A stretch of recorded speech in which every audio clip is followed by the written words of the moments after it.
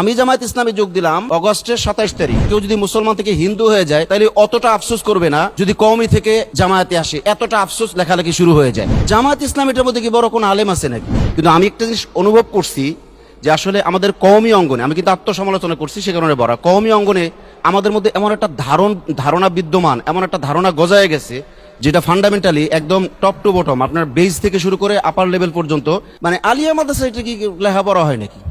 জামাত ইসলাম এটার মধ্যে কি বড় কোনো আলেম আছে নাকি? সুন্নি জামাতেরা কি কোনো আলেমের কোয়ালিটিতে পড়ে কিনা? এইরকম যে একটা ধারণা বদ্ধমূল হয়ে গেছে আমাদের মধ্যে, আমি কিন্তু আমার দিক থেকেই বলছি, যে কারণে আমি খুব অবাক ফিল করতাম। এরপরে এই ধারণাটা কিন্তু আম জনতার মধ্যেও ছড়ায়া যায়, আমাদের জুমার খুতবায়, আমাদের বলায়, আমাদের অ্যাক্টিভিটিসে, সব জায়গায় কিন্তু ছড়ায়া যায়।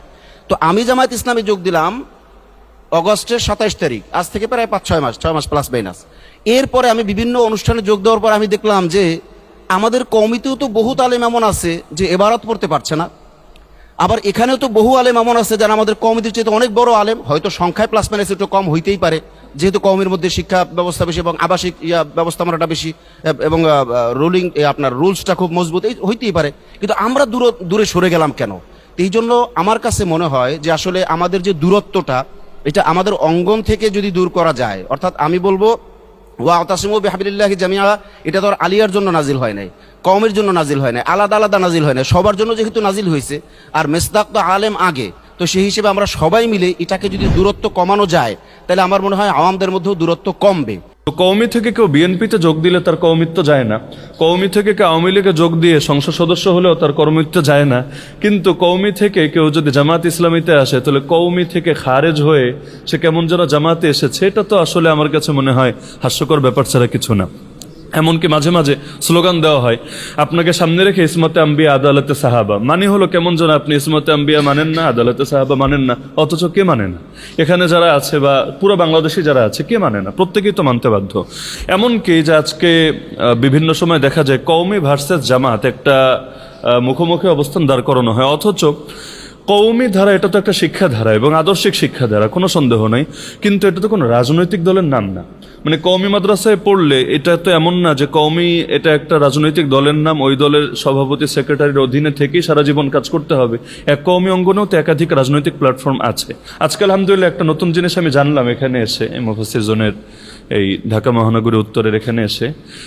এমনি ব্যক্তিগতভাবে ইকামতে দিন যে বইটা আছে নিজামী সাহেব, গোলাম আজম সাহেবের, সেখানে আমি এই পয়েন্টটা পড়েছিলাম। তিনি একাধিক জায়গায়, বইয়ের একাধিক জায়গায় ক্লিয়ার করেছেন যে মাওলানা মওদুদী সাহেবকে আমরা আকিদার ইমামও মানি না, ফিকহের ইমামও মানি না।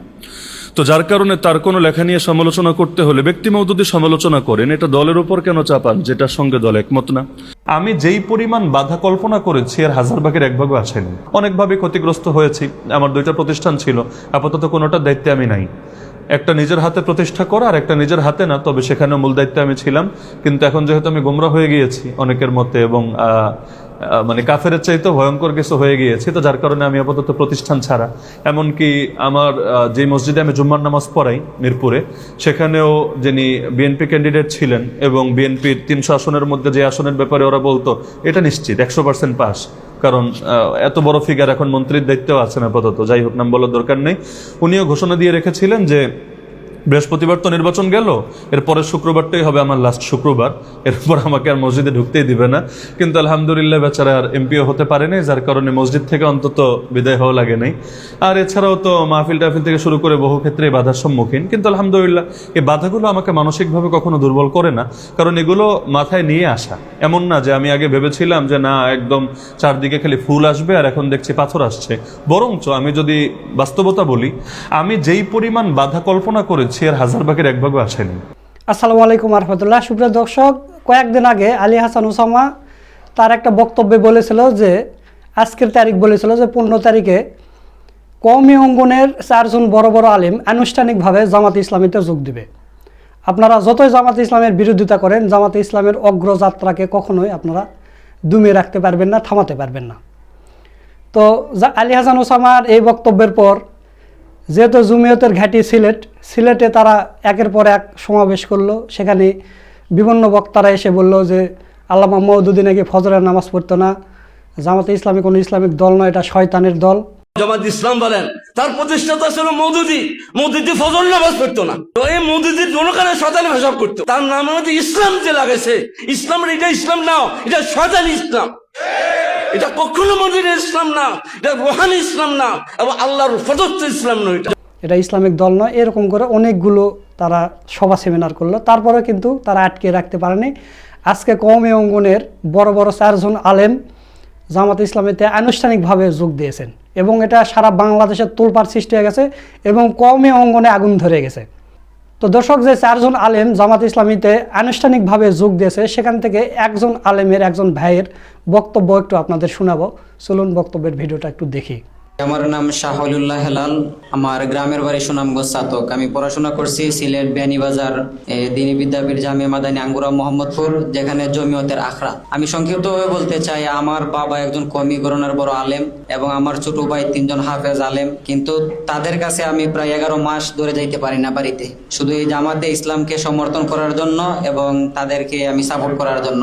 তারা আমাকে ট্যাগ লাগিয়েছে আমি তলে তলে নাকি জামাত করি, জামাতের এই পক্ষে লেখালেখি করি। এখন আমি প্রকাশ্যেই তাদেরকে চ্যালেঞ্জ দিয়ে বলেছি যে আমি, যেহেতু তোমরা আমাকে জামাত ট্যাগ লাগিয়েছো, তাহলে আমি কিয়ামত পর্যন্ত মরণের আগ পর্যন্ত জামাত ইসলামের সাথে কাজ করে দেবো ইনশাআল্লাহ।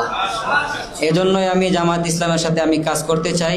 আমার জন্য সবাই দোয়া করবেন। এবং আমার বাবা একজন কওমি গণনার আলেম ছিলেন, উনি বর্তমানে দুনিয়াতে নেই। আল্লাহ তাআলা যেন বাবার কবরকে জান্নাতের বাগান বানান। এবং আমাদের মাতার তাজ এই মওদুদি রাহিমাহুল্লাহর বিরুদ্ধে অনেক আমাদের উস্তাদরা আমাদের ক্লাসের মধ্যে, উনার কিতাব পড়লে গুমরা হয়ে যাবে, উনার কিতাব পড়া যাবে না, উনার দলের মধ্যে সমর্থন করা যাবে না। আমি একদিন চিন্তা করলাম এই কাফিয়ার বৎসর, যে উনি যদি এতই খারাপ হয়ে থাকে, তাহলে কাদিয়ানীদের মতো দেশ থেকে ওনাদেরকে অমুসলিম কেন ঘোষণা করা হয় না, যাদের আকীদা আমরা বিশ্বাস করলে আমরা গুমরা হয়ে যাব। পরবর্তী আমি মওদুদি রাহিমাহুল্লাহর 10 থেকে 15টা বই আমি সংগ্রহ করলাম, এবং 2টা বই আমি বাহিরের দেশ থেকে সংগ্রহ করে এনেছি। আমি নিজে এই কিতাবগুলা পড়ে দেখলাম, কোনো কিতাবের মধ্যে মওদুদি রাহিমাহুল্লাহ শরীয়ত বিরোধী কোনো কথা লেখে নাই। যদি শরীয়ত বিরোধী কোনো কথা কোনো কওমির আলেম এবং ছাত্র দেখাইতে পারে, তাহলে আমি পাঞ্জাবি টুপি খুলে এই রাস্তাঘাটে চলবো। এটা আমি আরো আগ থেকে তাদেরকে চ্যালেঞ্জ দিয়ে রাখছি। মওদুদি রাহিমাহুল্লাহ এমন কোনো কথা বলে নাই শরীয়ত বিরোধী। তারা এমনিতে জামাত ইসলামের বিরুদ্ধে নানান প্রোপাগান্ডা মার্কা মিথ্যা তুহমত দিয়ে এখনো তারা যাচ্ছে। গত কিছুদিন আগে আমি আমাদের সুনামগঞ্জের এই শাইখুল হাদিস আল্লামা নুরুল ইসলাম খান সাহেব হাফিজাহুল্লাহ, উনি হাদিসের মসনদে বসে গিবত করতে, ছাত্রদের বুখারী শরীফ পড়াইতেছে, পাশাপাশি গিবত করতেছে। আমি আমার নিউজ অফ বাংলাদেশে আমি এই ভিডিওটা নিউজ করি আর শিরোনাম দিছি যে হাদিসের মসনদে বসে গিবত করায় ব্যস্ত আল্লামা নুরুল ইসলাম খান সাহেব। পরবর্তী এই ভিডিওটা এবং এই পোস্টের প্রতি আমাকে অল সুনামগঞ্জ সহ সকল আলেম উলামার কাছে আমার ক্ষমা চাইতে হয়েছে গত শুক্রবার, আগে শুক্রবারে। কারণ আমি কেন তাদের বিরুদ্ধে লেখালেখি করলাম, অথচ তারা 24টা ঘন্টা সব সময় আমাকে তারা বলে যে এই তলে তলে জামাত করে, অথচ বাপ কওমির আলেম, বংশ সবাই কওমি, সেও কওমি মাদ্রাসায় পড়াশোনা করেছে, কওমি মাদ্রাসায় চাকরি করতেছে, ইমামতি করতেছে। এখন আমি তাদেরকে চ্যালেঞ্জ দেখানোর জন্য আমি আজকে থেকে ইনশাআল্লাহ একমাত্র আল্লাহকে রাজি খুশি করার জন্য জামাতে যোগ দিতেছি, জামাত করব ইনশাআল্লাহ। সুপ্রিয় দর্শক, আপনারা বক্তব্যটা শুনলেন। সুপ্রিয় দর্শক, আপনারা বক্তব্যের ভিডিওটা দেখলেন। তো আপনারা ভিডিওর শুরুতে শুনলেন যে আলী হাসান ওসামা ভাই বললেন যে আপনি কওমি থেকে আওয়ামী লীগ করতে পারেন, বিএনপি করতে পারেন, বাম দলও করতে পারেন, কোনো সমস্যা নাই, কিন্তু আপনি জামাতে ইসলামীতে যদি যোগদান করেন তাহলে আপনার অবস্থা খারাপ হয়ে যাবে, আপনাকে অনেক দিক থেকে চাপিয়ে ধরা হবে। আলী হাসান ওসামা ভাইয়ের শিক্ষা প্রতিষ্ঠান ছিল, 2টা প্রতিষ্ঠান ছিল, 2টা প্রতিষ্ঠান থেকে তাকে করে দেওয়া হয়েছে। এরকমভাবে ইউসুফ মাহমুদি ভাইয়েরও এরকম অবস্থা। আপনারা জানেন যে জামাতে ইসলামীতে সর্বপ্রথম নুরুজ্জামান নোমানি ভাই আসার পর, এরপর আসলেন আলী হাসান ওসামা ভাই, এরপর ইউসুফ মাহমুদি ভাই, এরপর মুফতি আহমেদ শরীফ বিন আসাদ ভাই। এরকমভাবে অনেকগুলো বড় বড় কওমি আলেম যখন জামাত ইসলামীতে এসেছে এবং আল্লামা মওদুদির যে মিথ্যাগুলো তারা ছড়ায়, সেগুলোর যখন জবাব একের পর এক দিতে লেগেছে, তখন কিন্তু কওমিদের অবস্থা খারাপ হয়ে গেছে। বিশেষ করে লুৎফর রহমান ফরাজি বলেছিল যে মওদুদি যদি এটা কেউ সমাধান করতে পারে তাহলে আমি জুতার মালা গলায় দিয়ে ঘুরবো। এটা কিন্তু মুফতি আহমেদ শরীফ বিন আসাদ ভাই সেটা সমাধান করে দিয়েছে এবং যুক্তি খণ্ডন করছে, কিন্তু এই ভণ্ড লুৎফর রহমান ফরাজি কিন্তু জুতার মালা গলায় দেয়নি। পরবর্তীতে অবশ্য একটু চুপ মেরে গেছে, আর করতেছে না। তো আজকে যে ভাই যোগ দিয়েছে তিনি তার মুখে শুনলেন যে সবসময় মওদুদির আল্লামা মওদুদির বিরুদ্ধে এসে হ্যানত্যান অনেক কিছু বলা হয়, এবং তার পরিবারের লোকজনও কিন্তু তাকে সাইড করে দিয়েছে শুধু জামাতে ইসলামীকে সাপোর্ট করার কারণে।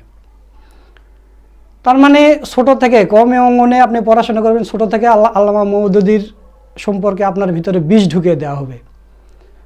আপনি জেনে বা না জেনে হলেও আপনি আল্লামা মওদুদির বিরোধিতা করবেন, এ করেছে সে করেছে, অথচ আল্লামা মওদুদির কোনো কিতাবে এগুলো কিছুই নেই, এগুলো সব মিথ্যা।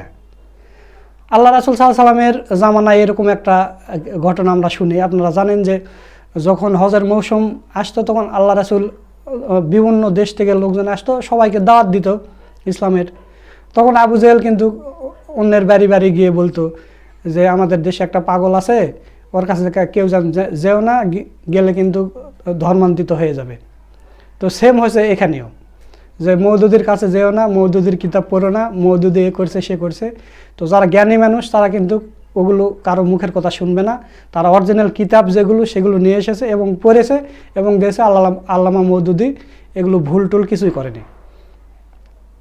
আল্লামা মওদুদি যে কথাগুলো লিখেছে তাদের আকাবিরও ওই কথাগুলোই লিখেছে, কিন্তু আকাবিরদের কোনো ভুল নেই, আল্লামা মওদুদির সব ভুল। এই হলো ব্যাপার দর্শক। তো জামাতে ইসলামীতে এখন একের পর এক এরকম করে আলেমেরা দলে দলে চলে আসবে ইনশাল্লাহ। দেখবেন কওমিরা যে এতদিন ধরে যে প্রোপাগান্ডা চালাচ্ছিল সেটা কিন্তু আর কাজে দিচ্ছে না। কারণ মুফতি আহমেদ শরীফ বিন আসাদ ভাই এত সুন্দরভাবে দালিলিকভাবে এই বিষয়গুলো খণ্ডন করে, আপনারা অবাক হয়ে যাবেন। আর আলী হাসান ওসামা ভাই তো সময় পান না, তিনি বড় বড় সেমিনারে তার করে বই লেখেন, অনেক কিছু করেছেন। আলী হাসান ওসামা ভাই একটা বই লিখেছেন, আপনারা দেখেছেন। কিন্তু আহমেদ শরীফ বিন আসাদ ভাই একটা লোকের মানে এই একটা আলেমের সাথে কওমের সমস্ত আলেম যদি বসে আল্লামা মওদুদিকে নিয়ে পারবে না। তো এখন জমিয়তের অবস্থা খারাপ হয়ে গেছে। জমিয়তরা একের পর এক সেমিনার করতেছে যে মওদুদি নামাজ পড়ে না, ফজরের নামাজ পড়ে না, জামাতে ইসলামী ইসলামিক দল নয়, এটা শয়তানের দল। এত কিছু করেও লাভ হচ্ছে না।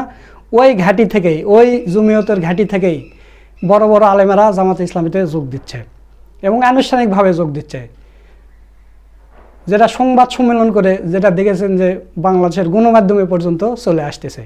তো তারা যতই বিরোধিতা করুক জামাতে ইসলামের উত্থান ঠেকিয়ে রাখতে পারতেছে না, পারবেও না ইনশাল্লাহ।